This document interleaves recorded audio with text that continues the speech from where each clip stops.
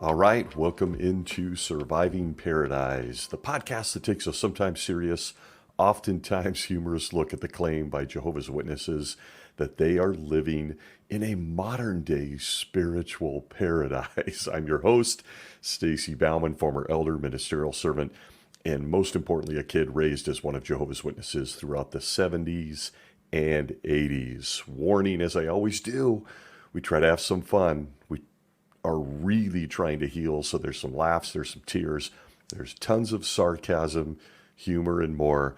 Never, ever, ever meant to offend anyone, no matter what your beliefs currently are, your belief system, etc. We're just trying to have some fun, and it's my own crazy brand of observation. Before we launch in this week, I want to call something out that is just unbelievable. And you may have seen a viral video this week of a woman losing control of her baby stroller as it careened towards a busy intersection, traffic whipping by. It almost looked like a freeway. And the stroller is getting closer and closer. And she tries to stand up and she falls down. And this baby is heading towards disaster. It's chilling if you haven't seen it. It's absolutely chilling. And then at the last second, what appears to be a man jumps in and grabs the stroller just before it flies into traffic. It's an absolutely heroic moment, and it's so chilling to watch because you don't see the man until the last minute. Meanwhile, if you haven't heard from the Jehovah's Witness world here in our spiritual paradise, the head attorney of Jehovah's Witnesses, Philip Brumley, was just fined well over $150,000 for lying in a court case involving the state of Montana and child abuse. The report is, again, very chilling as you realize that Jesus from the heavens, directing his guys by Holy Spirit here on the planet Earth, is now instructing his lawyers to lie and protect a publishing company over our precious children. And the irony is not lost on me. I wanted to pop that out this morning as I record this, and I'm traveling and I'm sipping my Sumatran single origin coffee because it is absolutely disgusting. The legal counsel of Jehovah's Witnesses now is being caught on a fairly regular basis, although this is the big one, about lying in terms of protecting children within the congregations of Jehovah's Witnesses. I have no words, but if it doesn't say it all, and if you're on the fence and you're wondering about this religion, that should really tell you something. And the irony was not lost on me. The viral video of a man risking everything to save a baby versus the counsel, the lawyers of Jehovah's Witnesses, doing everything they can, risking everything to save their company, the Watchtower Bible and Tract Society. Okay, let's move on. It's unreal. I'm going to be a bit nostalgic here for those listeners that are part of my generation. I guess I'm in a mood. I now cringe, by the way, when I use the word generation, probably for obvious reasons.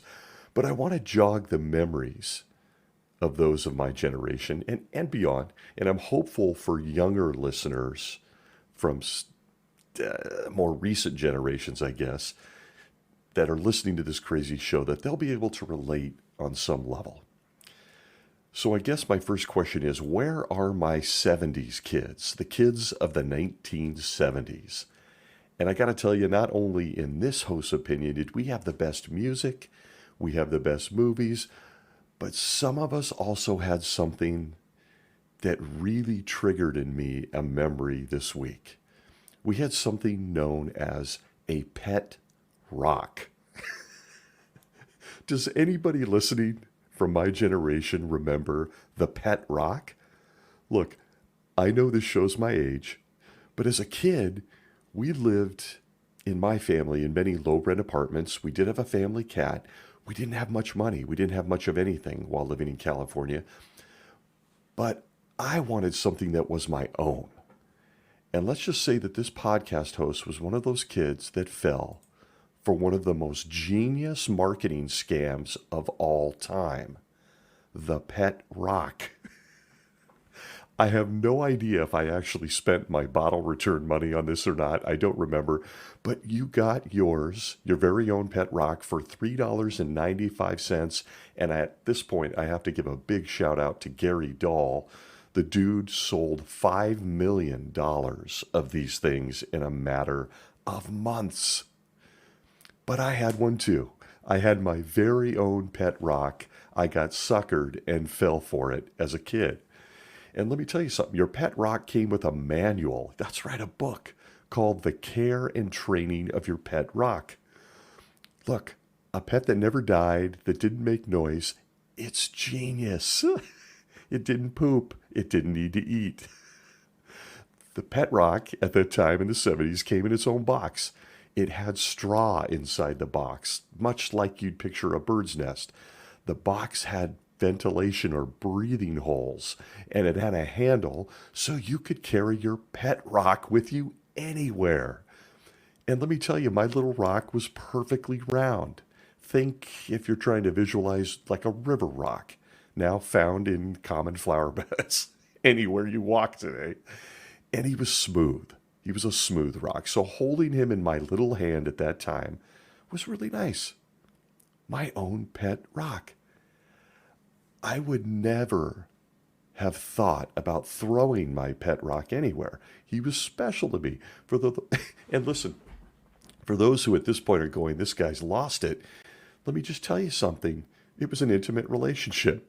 My pet rock, his name was Stanley. Stanley the pet rock in the mid to late 70s. If this all sounds insane to you, it's because it was. I got suckered into one of the most genius scams of all time. I should have realized right then that I may have an issue. I could be scammed. But look, I was a little guy, so cut me some slack on this one.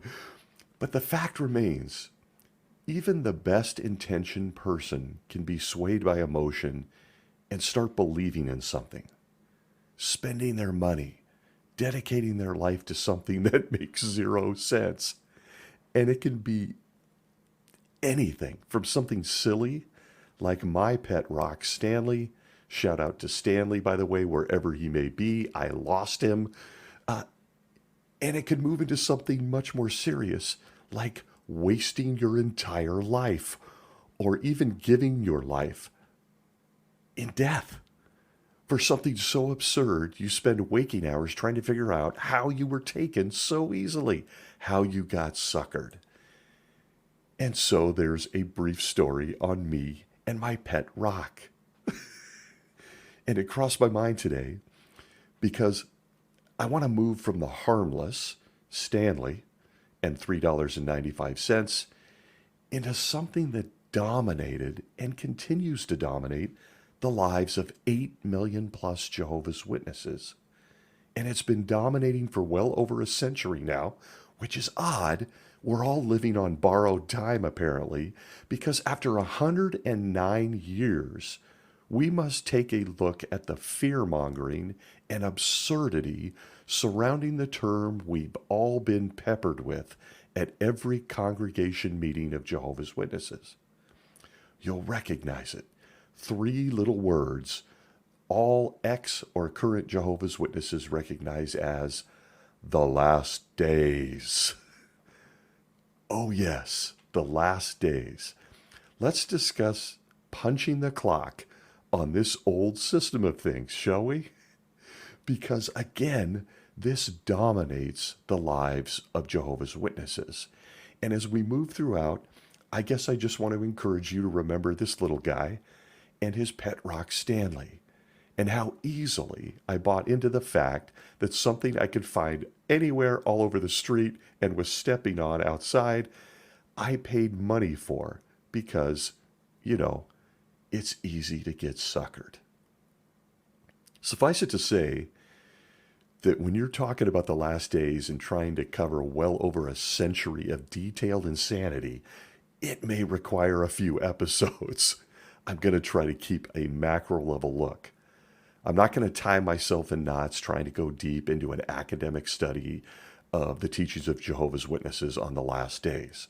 I'm going to pick and choose a few details and share through my personality and my own way of thinking opinions on the impact this 3-word title has had on generations of Jehovah's Witnesses. Ah, yes, generations. This will be an overlapping subject throughout. If you know, you know. But listen, this kid was ready in the 1970s. I was ready. Again, I've mentioned on this show that I came into Jehovah's Witnesses with a single mother in the very early 70s, oldest of 3 siblings, 3 kids, I should say. And I was ready for the world to end. I was ready in my mind, and I vividly remember thinking this, to build a treehouse over a waterfall and hang out with my pet lion. And if you think I was being a kid, well, I was. I was being a silly kid, a little boy. But where did I get this idea from? Where did I believe in this timeline that all started with the comment, the last days? I give you an example, one of many. The Awake of October 8th, 1968, page 14, had this to say, quote, "However, of this we can be sure. The 1970s will certainly see the most critical times mankind has yet known." End quote. That's right, the 1970s, my generation. It was going to be the most critical times in the history of mankind. Incidentally, if you look back, you'll find within the literature of the Faithful and Discreet Slave that every decade was the most critical time mankind has ever known. Therefore, by collection, the last days. But first, the 70s. Hey, listen, if the 70s were going to be the most critical times mankind has ever known, I have to say at this point, they nailed that prediction. The governing body nailed this one. I mean, let's look back. In the 70s, the world was subjected to The Godfather, Star Wars, Jaws, disco. Let's get into the more hurtful stuff, the breakup of the Beatles. We got Pink Floyd's Dark Side of the Moon. We've got all sorts of the coolest toys ever made, cartoons that will live forever. I somehow survived Sanford and Son and the humor found in All in the Family. And I also want you to know that I somehow survived never marrying Jacqueline Smith. I'm still bitter about that one. But listen, more importantly, we saw the debut of the microwave. You know, that thing in your kitchen right now. This all saved my life and my psyche during the 70s. But alas, the 1970s have come and gone in these last days, and most of that stuff is considered oldies now. You're watching those shows on Nick at Night. You're hearing those songs in grocery store aisles. And that Awake quote, October 8th, 1968, is one of hundreds that I heard during the 1970s regarding the last days. To begin, Jehovah's Witnesses are constantly reminded that nothing in their life matters. Nothing. Their dreams, their goals, education, careers, hobbies, none of it matters. Because as you listen in on this little show, Jesus and his friends in heaven are prepping fireballs, earthquakes, tsunamis, and some really hungry birds for the greatest genocide in universal history. They're prepping as we listen. And as you might imagine, and many of us here can, this isn't a warm and fuzzy feeling. The last days. What is it based on? What are the details? Seems like a relatively bold claim. When you claim everyone's going to die and the earth itself will be involved in the massacre, you should do a little digging to see where this comes from. And I encourage Jehovah's Witnesses that may have landed here to please stay and please do a little research. The last days is an interesting one. It's a timetable. It's something you should be able to depend on, right? The sun comes up, the sun goes down. It's like clockwork. When you give someone a time frame and you call it the last days, you would think you'd have some pretty concrete details around that. But in my own experience, to summarize, imagine rolling up to the Kingdom Hall hoping to hear something encouraging or inspiring, and you're hit with how awful the world is, including illustrations, videos, publications featuring everything they, the governing body and Jehovah's Witnesses, believe are proof that we are in the last days. I'll never forget the irony of this, all the way up to being an elder and giving public talks, looking at the outline where the first 15 minutes of every outline is persuading and hitting the audience with how terrible the world is, how terrible life is, how terrible everything is. And it's backed up with illustrations, books, and videos that include starving children. That was a big one in the 70s. For those of us of that generation, we'd see illustration of emaciated kids our age. I mean, it was terrifying and awful. Starving children, people pumping themselves full of drugs and alcohol. And I have to tell you, witness or not, go back and look at the literature from this time period. The illustrations are chilling, they're spooky, they're creepy. So we'd see them, people pumping themselves full of drugs and booze, people laying in hospital beds dying, images of domestic abuse. Oh, there was always war, violence, all kinds of drawings and illustrations. And again, the encouraging end to this ultra encouraging story is that Jesus cleans this all up by having his friends in New York help him kill everyone that doesn't obey them, spread their message, and donate their money today. It's otherwise known as the good news. That's right. This is all labeled as good news by Jehovah's Witnesses. It used to be part of our sermons and what we would talk about at the door. Do you have time for me to share with you some good news? Your life sucks. Everything's terrible. You should be unhappy and depressed. And if you're depressed, it's okay, because we're in the last days. And Jehovah and Jesus are going to somehow take it all away from you. What do you need today? Can't help you, won't help you. But I just wanted to remind you that everything is absolutely awful. Children are dying, wars are happening, earthquakes are going on, and it's all good news of the kingdom because it's in the last days. But much like my pet rock, Stanley, the governing bodies seem to have lost all of their shine when it comes to convincing people that we are currently living in the last days of human history. Join me hand in hand as we take a look at the last days and a little bit of its messaging and history. Because for generations, and I realize it fading in some ways, at least from my perspective today, but for my generation, the last days was just, it rolled off the tongue. It was part of our weird Jehovah's Witness language. And as I mentioned, it was part of what we shared with other people, trying to tell them we had something encouraging for them.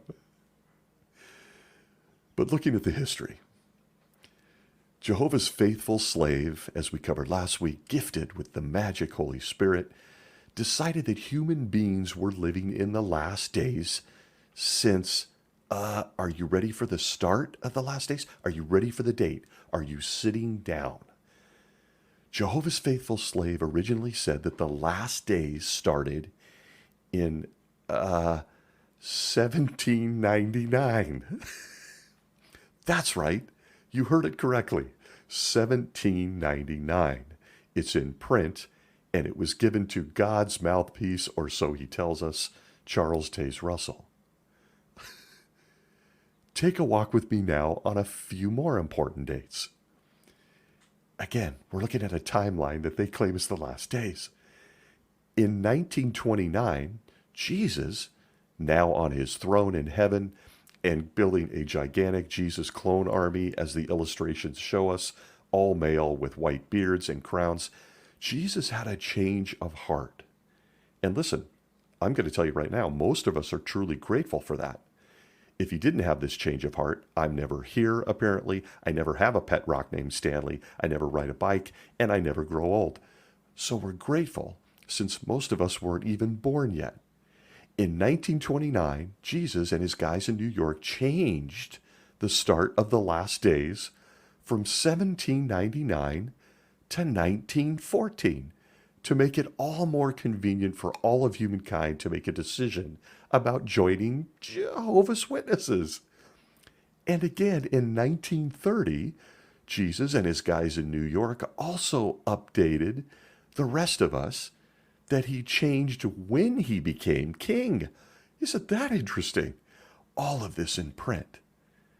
Because initially, Jesus became king according to God's mouthpiece, Charles Taze Russell, in 1874. But Jesus in 1930 changed that to 1914. If your brain is swimming now, so is mine. There's a lot of numbers, a lot of dates, everything that's all important to the last days. But let's review. He originally said the last days were in 1799. But then in 1929, he changed that to 1914 for the beginning of the last days. Then in 1930, he updated his guys again as to when he actually became king. He went from king in 1874 to king in 1914. If you're following, everything changed in 1914. Interesting. If you have questions, so do I. Lots of them. Like, why did the last days start in 1799, but you not become king until 1874? Second one, why did all of this change to 1914? We'll get there. But again, interesting, would you say? You're God's mouthpiece, and things are really coming a bit unraveled.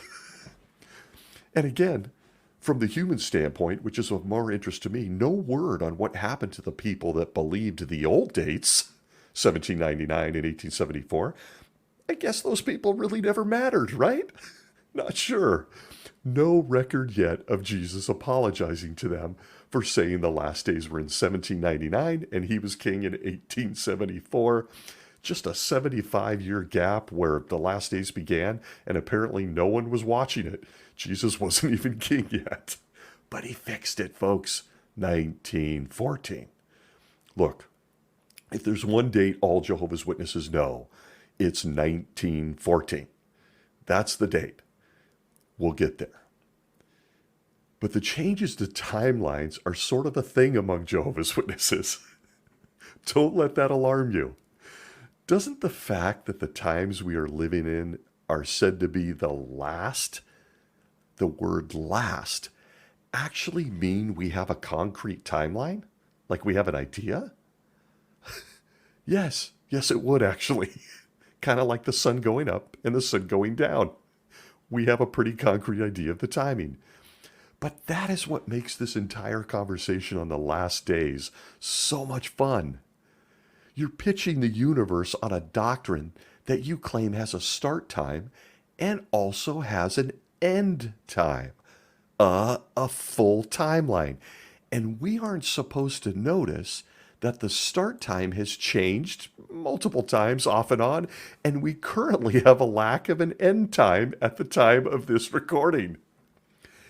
Nonetheless, we're going to call them the last days. No timeline provided. So I want to give you a snapshot of all the interesting things we can expect during the last days, including a few more dates we should all know regarding the most important time in our lives, and by extension, in all of human history. And let's just say this whole last days talk really gained some steam under a guy we've come to really know and love, the Judge, Joe Rutherford, in the 1930s and 1940s. Would you like some more details on the last days? Some details before we get into some science.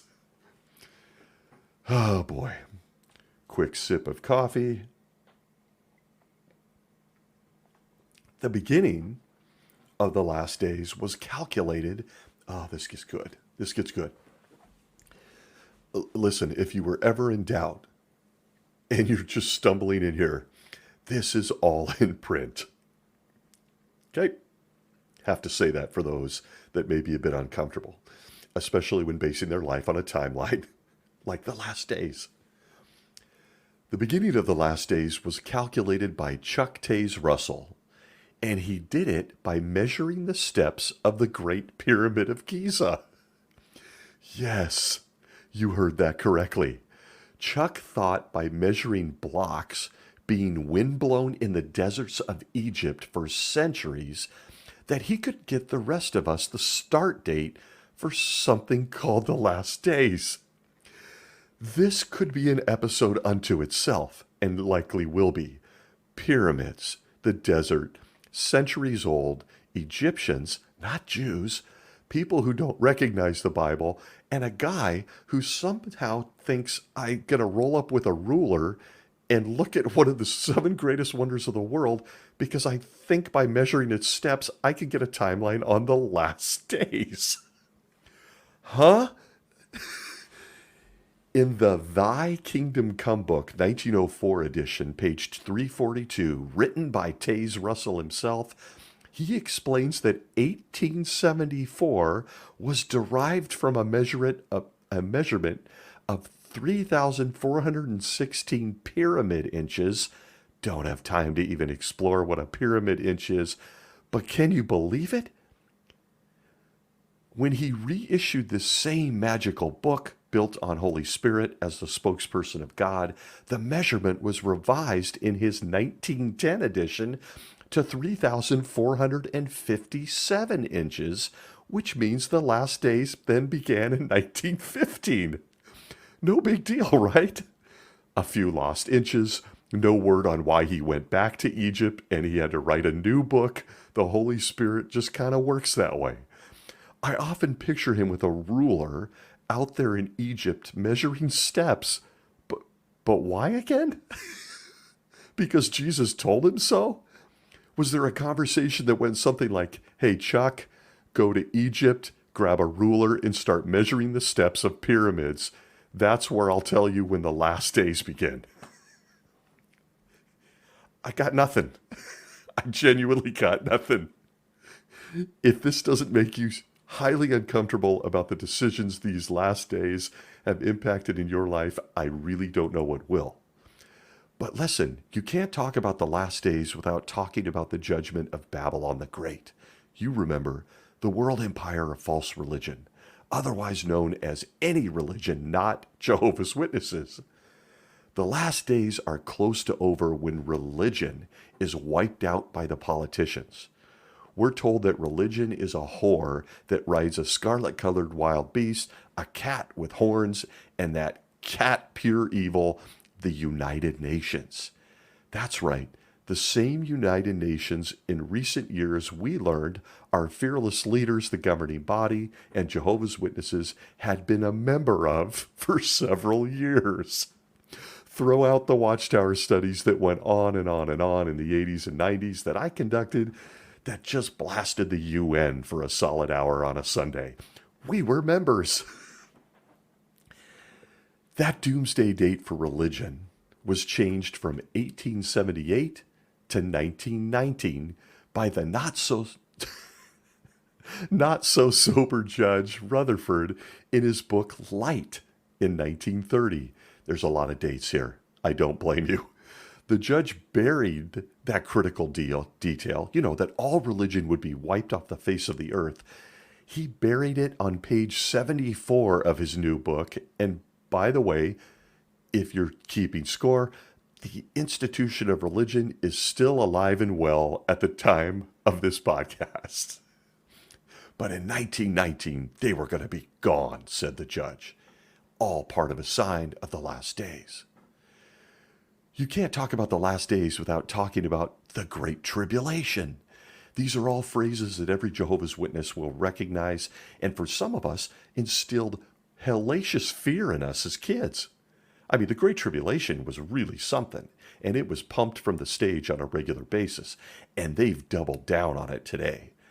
Images, pictures, videos of people in bunkers, kids surrounded by soldiers with guns, secret door knocking, all sorts of stuff. We're going to do a Great Tribulation episode. But you remember a period of time, the Great Tribulation, where Satan, his demons, and every political leader in every country drops anything having to do with their own country and starts hunting and torturing Jehovah's Witnesses until the bad guys go too far and Jesus steps in with Stephen Lett and the Apostle Paul to kill them all, leaving only Jehovah's Witnesses as the last ones standing. But just a reminder, they originally said that the Great Tribulation began in 1914 and was just cut short in 1918, but it would again be resumed at Armageddon. But wait, Jesus had a change of heart and stopped saying that too in 1969, as highlighted in the Watchtower, September 1st, 1969, page 521. Jesus has always really been low-key when he alters all of human history. He tends to bury it in a Watchtower article. Gone are the days when he walked on water, he flew up into the sky, or he was announcing his own birth, with stars in the sky for the shepherds to follow. That too, they think Satan did that. Story for another day. Now, according to Jesus, just a Watchtower article billions of people will never see or read should suffice when he's changing all of these time frames and details regarding the last days. And incidentally, other fun notes. During this time period, the judge, Joe Rutherford, he bought himself a little house in San Diego and was planning on getting a few roommates once they were resurrected. Guys like Noah, Abraham, Moses, King David, and others. No word on any of the women. Apparently they weren't allowed at Beth Sarum. Just the guys raises a few questions. He also said millions then living would never die. And listen, it's hard to confirm this in some ways because those folks are all dead. Again, all of this is in print, and all of it is a feature of Jehovah's Witnesses and their teaching on the last days. And there's enough material there to undoubtedly be several podcast episodes all on their own. But you might be asking, when it comes to the dubs, what are the identifying signs of the last days, since Jesus seems to think it should only be buried on select Watchtower articles, most of which no one will ever see? I thought you would never ask. The Watchtower and its writers goes for the headlines. And it really narrows down a few unique markers that we're expected to believe only happen during this magical, serious time called the last days. These apparent signs are never at scale or even occur at any other time in human history, or so we're told. And I think you'll recognize some of them. It's little things like war, pestilence, famine, food shortages. Who can forget earthquakes? They're all markers of the last days. And all of these are based primarily on two passages from the magic book known as the Bible.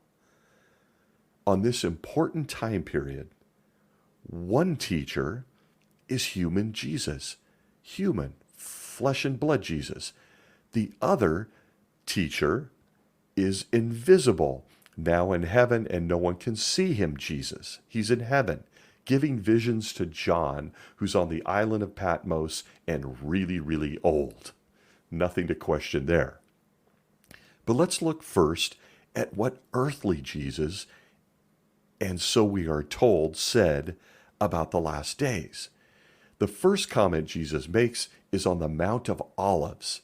And after saying that Jerusalem, that's right, the city they're looking at, in context of the chapter, the one city we all know is in Israel, was going to be destroyed soon. That's the only thing his audience, when he said this, would have cared about. Nothing else on the planet Earth had really been discovered. The apostles naturally had a few questions.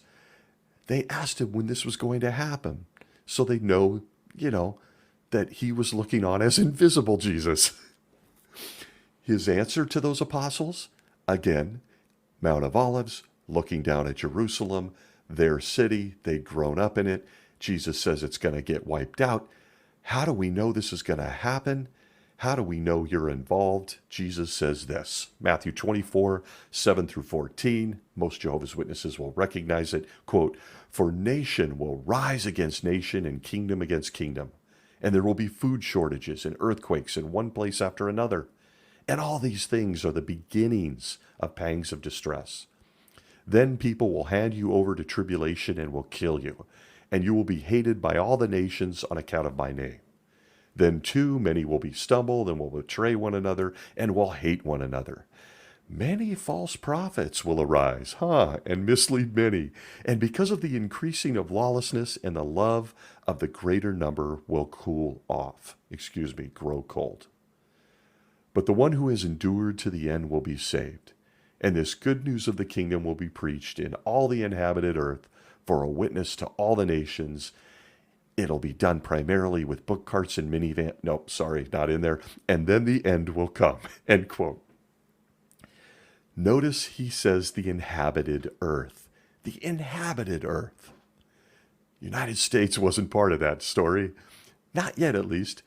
Pretty limited when he said this, and then it just ends. No mention of things like millennial reigns. Jesus doesn't mention Satan's curtain call that we were all taught as Jehovah's Witnesses. And well, hey, that's because the writer, Jesus himself, was talking about Jerusalem. To a Jew, the entire inhabited earth. But who needs context? Who needs context to a few verses out of the Bible when you're the magic guys in upstate New York? Also missing is what would seem to be a critical detail in what the governing body points to as the last days. You might know what I'm talking about. When would this all begin? A great place to drop in things like 1914. But Jesus neglected to do that. And instead, he waited untold centuries until Chuck Taze Russell showed up to speak for him. And then he tells him, tell everyone it's 1799. But in a strange change of heart, Jesus then waited till Chuck was dead. Joe Rutherford showed up, and he said, correction, typo. Let's tell him it's 1914. To make matters worse, they got to this date by inventing when Jerusalem was destroyed, the date being 1914, I might add, adding in some verses from Daniel chapter 9, something about 70 years, and most importantly, completely ignoring concrete, scholarly, archaeological proof that Jerusalem wasn't destroyed in 607 BCE. And I hate math, so I'm not going to get into that boring conversation that they pitched for decades and decades and billions of pages of Watchtower articles convincing Jehovah's Witnesses Jerusalem was destroyed in 607. You do a few math figures here, add 70 years. There's a midget in the corner filming it all. I mean, just crazy formulas to land on 1914, with no one ever questioning why it was originally 1799. Pay no attention to the man behind the curtain. I hate math, subject for another time. There's plenty of information on this elsewhere, but there is nothing like claiming you're God's favorite guys and then proving you're unable to do basic math or just inventing some math. Imagine the trees and paper that could have been saved by Jesus himself just telling all of mankind there at Matthew 24 the start date to the last days. If he'd only done that. No books, no watchtowers needed. In fact, dare I say it, no publishing company needed. But Jesus didn't like that route. or so we are told. He liked the idea of a publishing company spreading this message, changing the dates where necessary. Odd. Odd, wouldn't you say? And now for the second biblical instance they claim is proof that all of us are in the last days. At this point, we move from flesh and blood Jesus hanging out with his favorite guys looking at Jerusalem to invisible Jesus. He's in heaven now. And apparently at this point, he realizes he didn't provide many details with his apostles. Decides to hit up one of those apostles that was present during his original message on the last days, Matthew 24. He hits up the apostle John a few years later, and he makes it more clear by comparing the last days to horses. Yeah. The creator of all things decides, I got to get this message across to the billions of people that were born and will soon be born about the last days. I'm going to compare the last days to some horses. Everyone will get that. I present to you Revelation chapter 6. I'm not going to read it, but you will recognize it as the chapter widely known as the four horsemen of the apocalypse. Yes, Jesus then, realizing he left out a few details in Matthew 24, John was there listening, decides to tap John on the shoulder and say, hey, I got a few more details on the last days. And again, this all comes from the modern day governing body of Jehovah's Witnesses. Would you like to know more about these horses? There are four of them. The first horse is a white horse. Easy to see. He seems to be really good looking. He is sporting a white beard, white hat, a crown, and a bow and arrow. You've seen it in many, many illustrations. He's in the lead. He's the greatest horse of all. The white horse and its rider is Jesus. From the Watchtower of 2017, number 3, The Four Horsemen, Who Are They? We get this, quote, Jesus gave his followers a means of recognizing the end of that waiting period and the beginning of his reign in heaven. He said that at the beginning of his rule, world conditions would take a decisive turn for the worse. There would be warfare, food shortages, and pestilences. Soon after World War I broke out in 1914, it became apparent that mankind had entered that era, a troubled time on earth that the Bible calls the last days, end quote. You'll note in one of the billion examples from the governing body, you'll note the term, it became apparent. Did it now? Did it? What happens next is a snapshot of things that would make the last days unique. But here's the problem. Everything listed and turned into horses by Jesus has been happening in every century since the beginning of time, throughout all of human history. So, aside from population growing over the last few centuries on the planet, how do these signs or horses differ from anything ever? And how does this somehow point to 1914 and overlap with several generations? Overlap. All really good questions that anybody whose brain is firing should be asking. And I mean, it's only our lives that are on the line, right? So could we get some answers? Wars, pestilence, food, that's gone on forever. History shows it. But it became apparent? But let's get back to the horses. The next one is a fiery colored horse. That one is war. Self-explanatory, I guess, even to them. And apparently we're supposed to believe that the world never had wars before Jesus became king in 1914. I'm not going to give a history lesson here. It's really easy to figure this out. There were lots of wars, many of them on the same scale in terms of death and mayhem as the one they really like, World War I, because it fits their 1914 date. You know, the date that Jesus moved from 1799 without explanation. I'm not going to drone on for hours citing proof about wars and how absurd that they connect these wars, particularly World War I and II, to their date. And Jesus taking his throne. It's just categorically false, folks. It's basic history. It's painfully easy to disprove that World War I or even World War II, which came on a little bit later, were all that unique. They were unique in terms of world population. There were more people. They were unique in that weapons are advancing as we move through time. But there's been wars, death, and mayhem well before this. I mean, my God, Jesus once sent an angel to kill 185,000 Assyrians in one swipe. Apparently, though, these are supposed to be unique because it fits 1914. But if you really want to laugh at the scholars writing the Watchtower magazine under the inspiration of Holy Spirit, check out how they can't even seem to land on just how many people were killed in World War I. Are you ready for this? In print. February 22nd, page 6, 1961 Awake, World War I claimed 37 million people.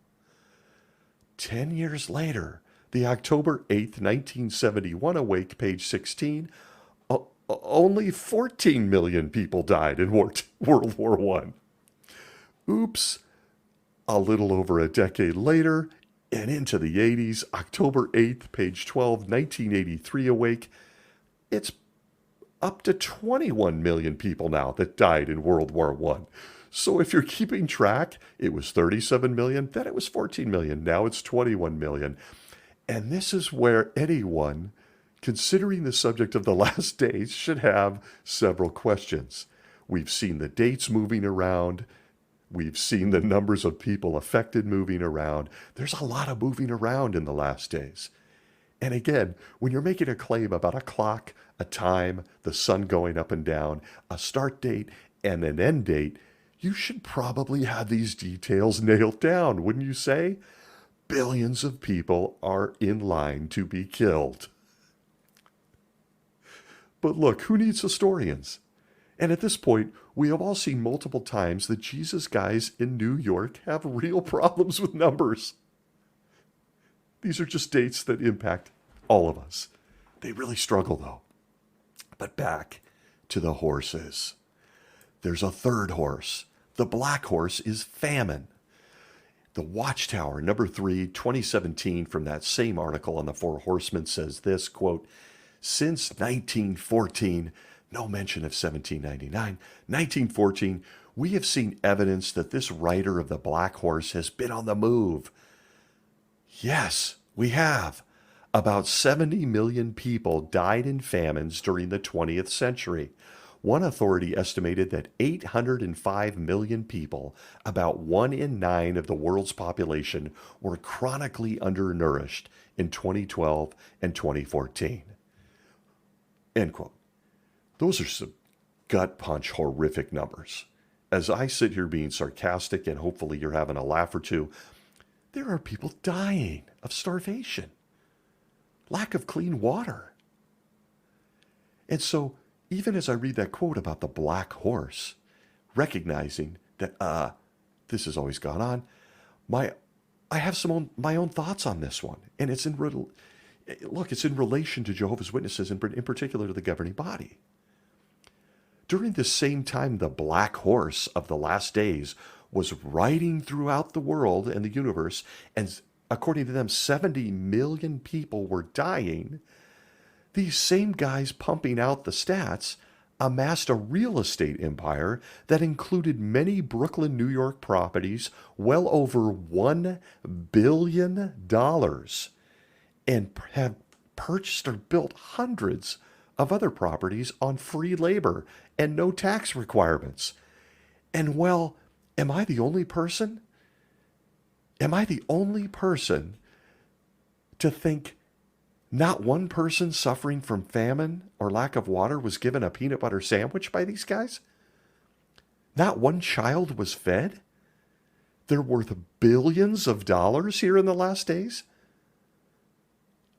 And by ironic terms, am I the only one that wonders if they realize that they personally contribute to the good old black horse of the last days? Because they do jack shit to help other people and help children. I guess they just are more interested in feeding the horse because, again, we're in the last days. So millions and billions of people are dying from lack of basic resources. The governing body does nothing. And oh, by the way, in context of this little episode, people have been dying tragically from lack of resources, food, and water for centuries. You can find a few examples in their own book, the Bible. Let's move on. The pale horse. It represents death due to plagues and disease. Ah, yes, disease. From the same article on the Four Horsemen, the Watchtower, number 3, 2017 says this. This rider brings premature death due to disease and other factors. The grave gathers up the victims. End quote. Gotta say it here, folks. They apparently don't realize that they too, like the black horse before it, continue to feed it by not helping other people. They feed this horse in such disgusting, tragic terms, it's unbelievable. They're calling it a marker of the last days without recognizing that they've got it out in the barn and they feed this horse. You think I'm crazy? According to a study by Dr. Osamu Muramoto, an estimated 594 Jehovah's Witnesses die each year as a result of not being allowed blood transfusions. It is estimated that more than 30,000 witnesses have died since 1961. The pale horse, disease, plague, and death. Did Jesus consider this when he was giving John those wild dreams in Revelation on the Four Horsemen? That his guys, the governing body, would contribute to the pale horse? But hey, let's talk blood fractions. Anyone ready? So many questions. And so, two of the main sources a Jehovah's Witness is exposed to that the governing body will claim as prophetic and proof, apparent proof, concrete, that we are living in the last days. Matthew 24, Revelation chapter 6. And again, like everything they do, they mix in a few verses from, books that have nothing to do with this, a verse here and there, all to support the way they think. But the point of this is that if you're anything like me, you've got to have questions.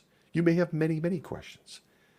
Yeah, I know it's a shocker. I've had questions on this particular subject since I was a kid holding my pet rock Stanley.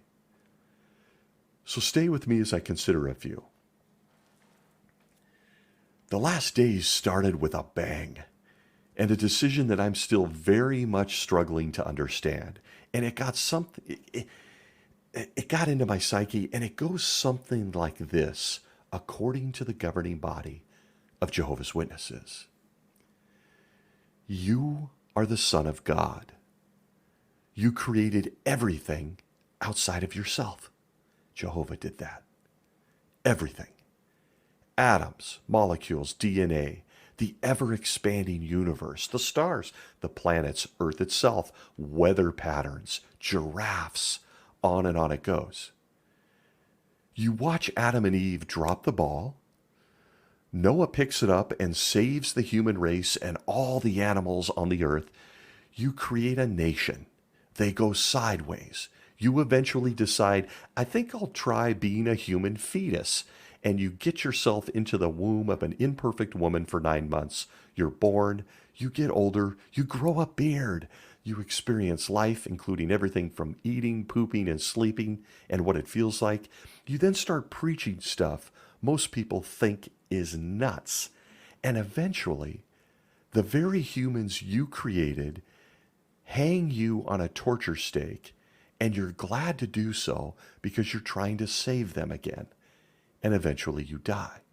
You experience all of this to save these people. You then go to heaven.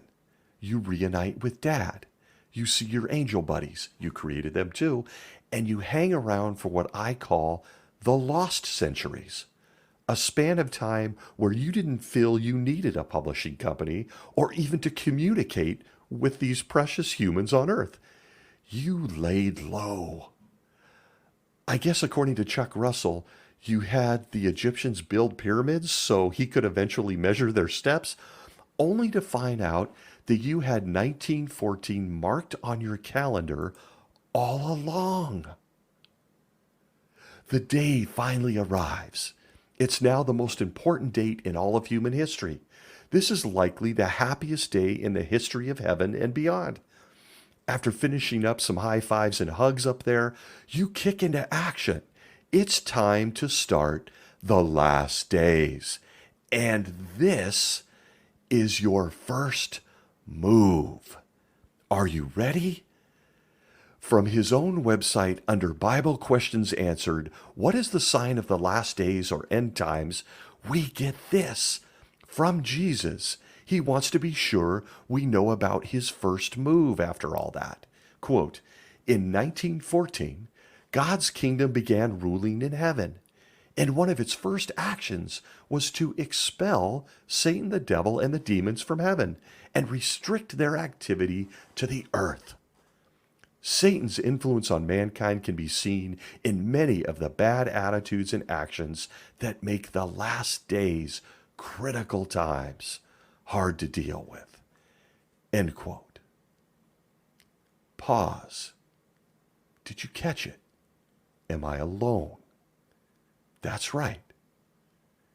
Instead of mopping things up and kicking off paradise, Jehovah's Witnesses teach that Jesus decided to give the most evil, sinister, violent, and perverted creature throughout all of space and time the keys to our house. Let's send Satan to my kids, the people I'm doing this for, the people I died for. He then grounds Satan to our house where he can start the last days. And in all honesty, isn't that what any loving parent would do? Send the serial killer down the hall to your kid's bedroom, promise him you'll eventually deal with him and get him out of the kid's room. But folks, 109 years later, well, the serial killer's still in there with your kids. At this point, are you thinking what I'm thinking? According to Jehovah's Witnesses and their last days teaching, isn't Jesus himself to blame for the misery, disease, famine, earthquakes, and billions of deaths that have all occurred during the last days? If he had just kicked Satan's ass in 1914, the last days never happen. And better yet, he can have an official kickoff to Paradise Party, and we get to living in perfection. Okay, I know, he didn't know about all that yet, because as we remember, he didn't tell us any of that until 1935, remember? But still, according to these teachings from Jehovah's Witnesses, are we to believe Jesus always knew he was going to host this whole last days thing starting in 1914? So that's why he gave signs to his apostles, then repeated it to John in Revelation in case he missed a few details the first time on the Mount of Olives? Signs, horses, and stuff? And again, if you're anything like me, why exactly? Why do we need these last days? And if you think the last days is, well, the end of it all, like the phrase last days seems to indicate, think again. We got the last days, then the Great Tribulation, then Armageddon, then cleaning up billions of dead people, then thousands of years 1,000 years, excuse me, where witnesses say we grow to perfection, we tame sharks, we give up meat, and we restudy the Bible with people popping out of graves. But just kidding. He then lets Satan out at the end of the 1,000 years again for a curtain call, just to be sure we are good people after all, just to do it all over again? One more time. It's like the karaoke at the company party. I give to you the last days, the timeline. And so whatever you do, don't get too comfortable, people. With the way Jesus has moved these dates around from 1799 to 1914, and the way he's not too sure if we really deserve to be in a paradise he still has never mentioned before, he gives the evil guy full access to us all over again. You just never really know if the last days are really anything close to a last day of anything. But after all that, it's just simple. Without his brilliant decision to kick Satan down here to hang out with us, there would never be any last days at all. Jesus created this miserable, violent, bloody last days. Can you feel the love? And according to the governing body's interpretation of Genesis 3:15, Jesus has been planning this mess with us all along. He's been planning this since Adam and Eve listened to a talking snake. The same talking snake that tripped up two perfect humans, already living in a perfect paradise earth, and knowing full well two perfect people couldn't handle the bad guy. He's then sending the same bad guy, otherwise known as the talking snake, back here to do it all over again. Only this time, the odds are truly stacked against you and me because we're all imperfect, living in an imperfect world, and oh, we wear clothes now. Who has some aspirin? Anybody got a Tylenol? Seriously. Millions of people on this planet, millions, believe this. And this host was one of them. I used to believe this. And I got to tell you, right about now, I'm really missing the comfort of being able to hold my pet Rock Stanley. It seems like a small sucker bet. By the way, Jehovah's Witnesses will tell you the fact that the last days are rolling on only proves how much Jehovah and his son love us. Some of us would have never had the chance to hand out watchtowers if he didn't let it roll on.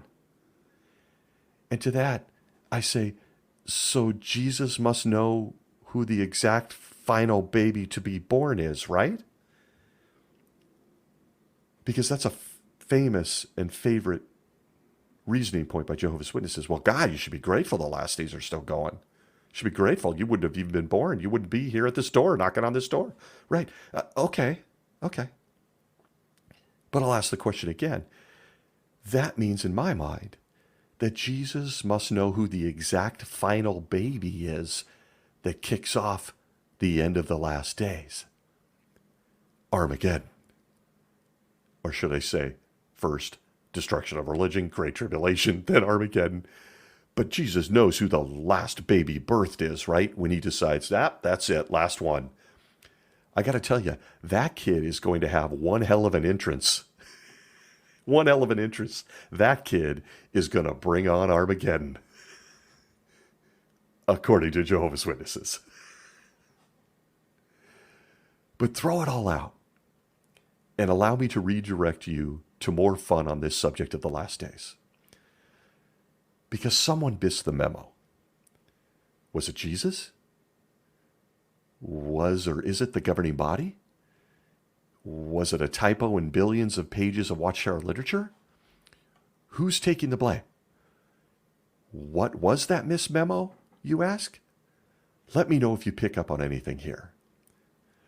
From the Awake of February 22nd, 1961, page 5, the 20th century in Bible prophecy, we get this, quote, "But then it also speaks of a group of people preaching about the righteous kingdom of God, a war of God against all wickedness, followed by a paradise earth without death, all to be realized in the 20th century."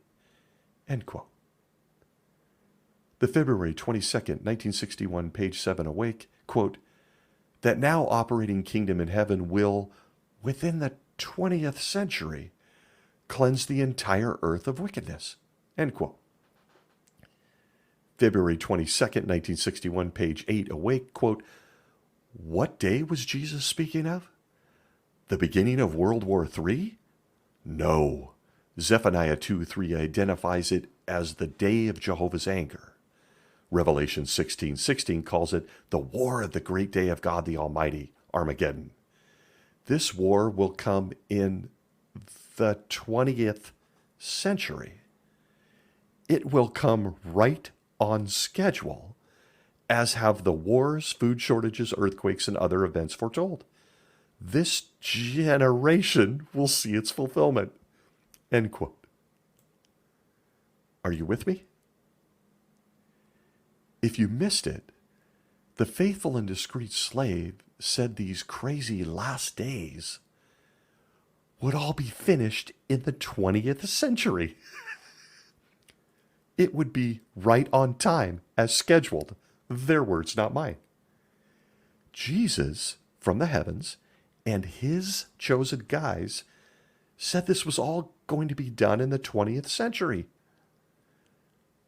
Just a reminder, especially for any Jehovah's Witness listening, we are now 23 years into the 21st century.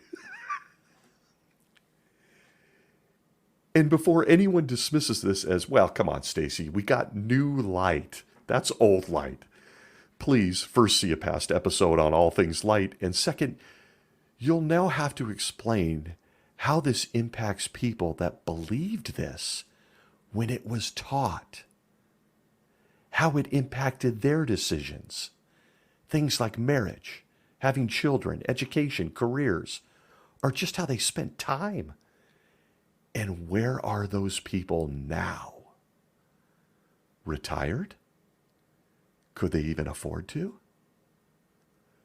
The new light folks have always intrigued me.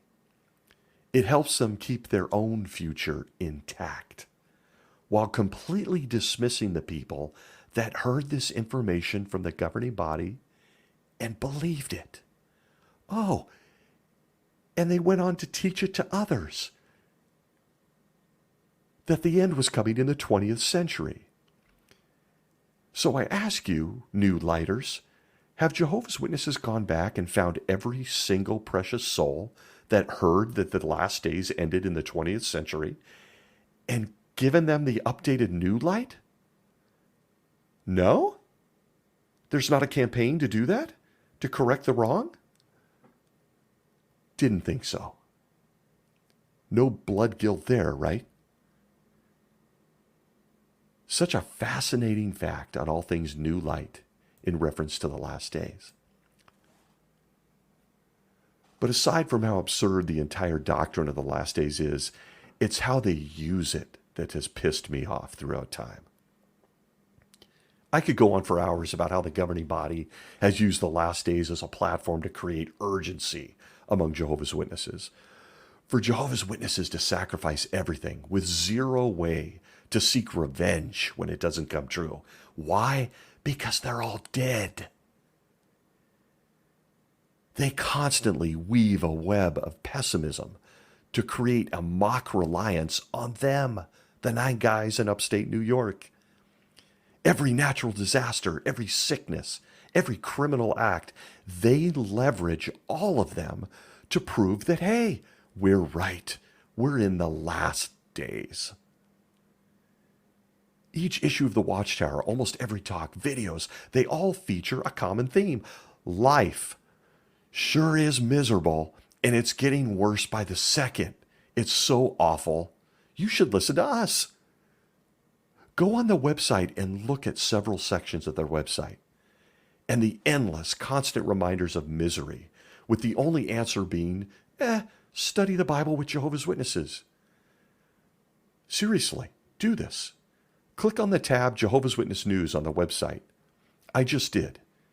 Here's a sampling found of what anybody, a witness or someone interested in them, can find on the website at this very moment in May 2023.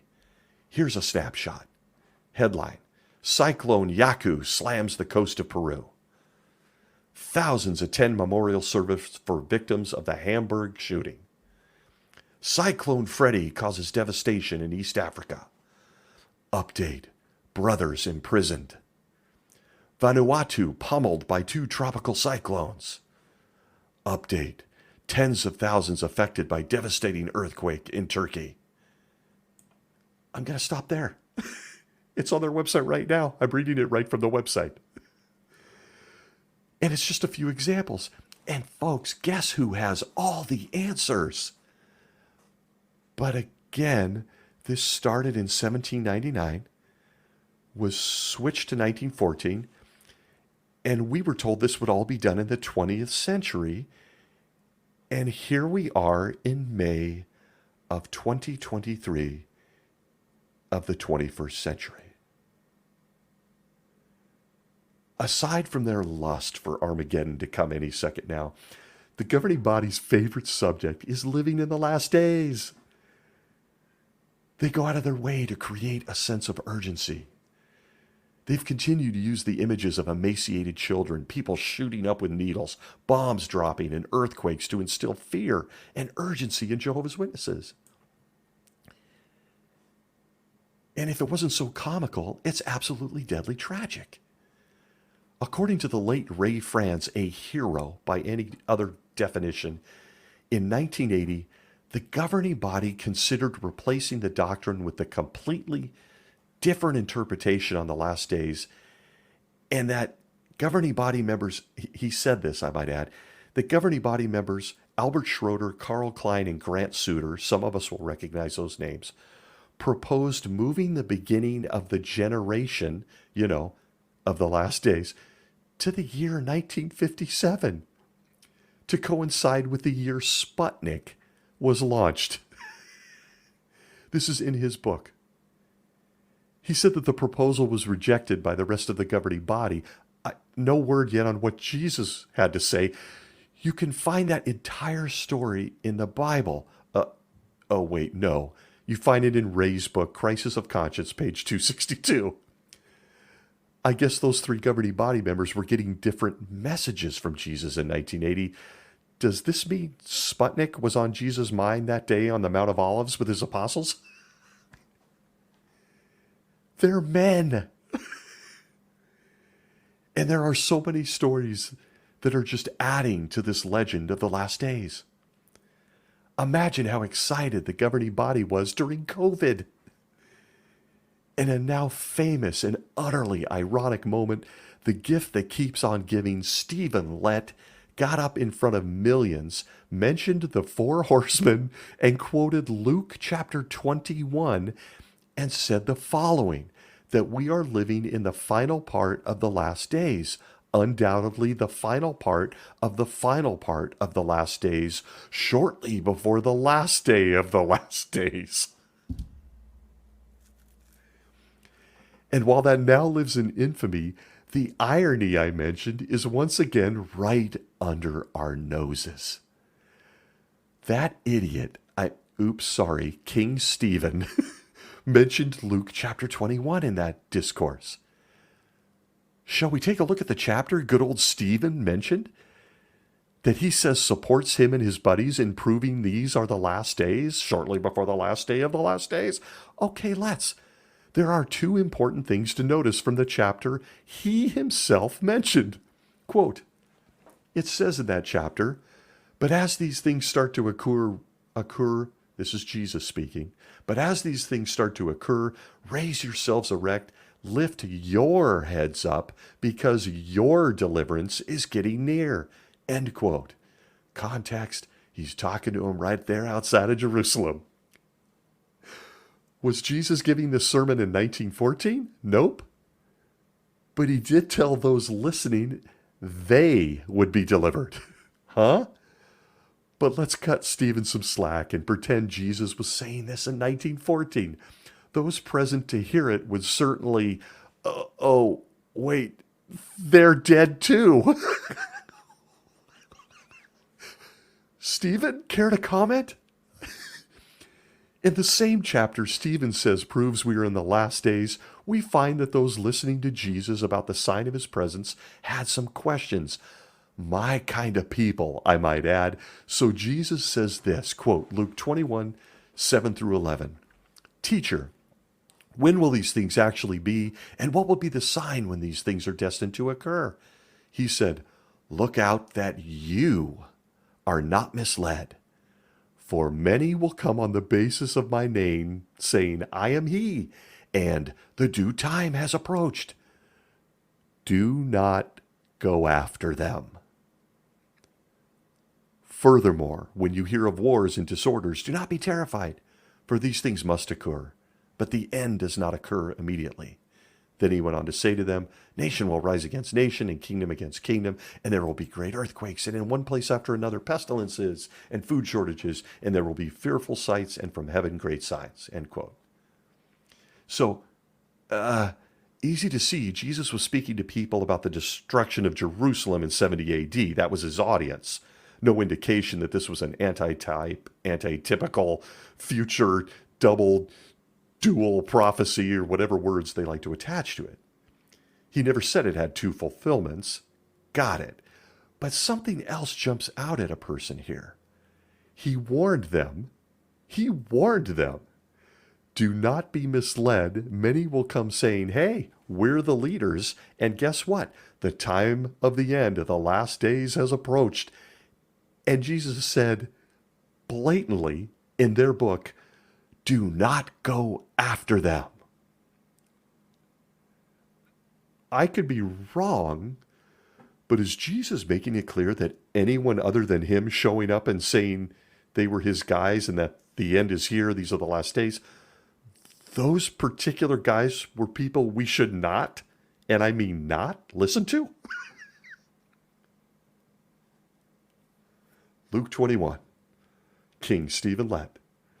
The final part of the final part of the final part of the final part of the last day, the final part of that final part. What we have is an organization that has been lying to people for well over a century, creating a sense of urgency based on pure fantasy. This whole thing known as the last days, to me, is like the worst written Star Trek episode of all time. It's filled with more changing dates, more bizarre characters. We got pyramids, we got horses, and we just have a whole ton of wild lying going on. And listen, it got many of us into a pool at a circuit assembly and actually believing this stuff. We ignored the obvious, and millions today of Jehovah's Witnesses are still ignoring the obvious. We are 109 years into the last days. Generations of people that were told they would never die are now dead. And listen, the only thing overlapping for some of us is our stomach over our pants. We're getting older. And the teaching of the last days is one of several that are just ridiculously comical. I'm going to overshare. But in many cases at this point in my life, I choose movies based on how long they are and my current mood. I'm moody. If some movie on Netflix or HBO or something catches my eye, I immediately go after reading what it's about and look to see how long it is. And if I'll be able to stay awake, frankly. Imagine sitting down to watch a movie that claims it's only 2 hours long. But at the 6-hour mark, there's no ending in sight. How long do you keep watching that movie? At what point do you get off the couch and turn off the TV. It said 2 hours, but it's into 6 hours. And do I call it quits at 12 hours? How about 200 hours? Do I call it quits at 2,000 hours? Do I call it quits at 109 years? When do you call it quits that this movie's ending? I had always accepted that I was some special human, to be so lucky to be alive during the last days, until I realized there were many that came before me, and they're all gone. But here we are, still rocking in the last days. When I went directly to King Jesus, his father, and the book they gave us looking for answers, I couldn't shake that he warned us people here on earth that there would be lots of guys claiming to be his guys talking about the last days. And his only advice wasn't about pyramids and rulers or horses or anything else. His only advice was don't listen to them. They're frauds. When I dug deeper, I saw the king himself saying that even he didn't know the day or the hour when this would all end. So how the hell would he know when the last day started, when he had no clue when they ended? Then he goes on to say that only his father knows. And folks, on and on it goes. It ain't tough. It's not there. But here we are, and it's 2023. But to be honest, this whole thing, frankly, it just got me thinking. I'm sitting here thinking about my pet rock. I'm thinking about Stanley, how great it was to hold him when I was 8, 9, 10 years old. I really wish I remember what happened to Stanley and where he is right now. Listen, I'd recognize him. Trust me, I'd know Stanley. I hope he's well. And somehow, I feel a lot less ridiculous that I got suckered into spending $3.95 on a rock. Don't waste a minute of your life. Thanks for listening. I appreciate all of you. Look forward to the feedback wherever you may be. Be well.